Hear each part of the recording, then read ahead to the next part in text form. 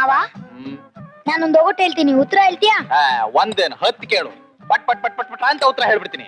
ಹೊಟ್ಟೆ ಪುಟ್ಟಿಗೆ ಜುಟ್ಟು ನೆಟ್ಟಿಗೆ. ಹೊಟ್ಟೆ ಪುಟ್ಟಿಗೆ ಜುಟ್ಟು ನೆಟ್ಟಿಗೆ. ಅದು ಆ ಮಾರಿಗುಡಿ ಪೂಜಾರಿ ಅಲ್ಲ, ತೆಂಗಿನಕಾಯಿ. ಅದು ನನಗೂ ಗೊತ್ತಿತ್ತು. ಈಗ ನಾನೊಂದು ಒಗಟು ಹೇಳ, ಆಮೇಲೆ ಹೇಳಿರಂತೆ. ಈಗ ಊಟ ಮಾಡಿ. ಊಟ ಮಾಡ್ಬಿಟ್ಟೆ ಹೇಳ್ತೀನಿ. ಅಬ್ಬಾ, ರುಚಿದು ಹೊಟ್ಟೆಗೆ ಹಿಟ್ಟು ಅಮೃತ ಅಂತಾರಲ್ಲ, ನಿಜವಾದ ಮಾತು. ಅದಕ್ಕೆ ಹೇಳೋದು, ಕೈ ತುಂಬಾ ಕೆಲಸ ಮಾಡ್ಬೇಕು, ಬಾಯಿ ತುಂಬಾ ಊಟ ಮಾಡ್ಬೇಕು ಅಂತ.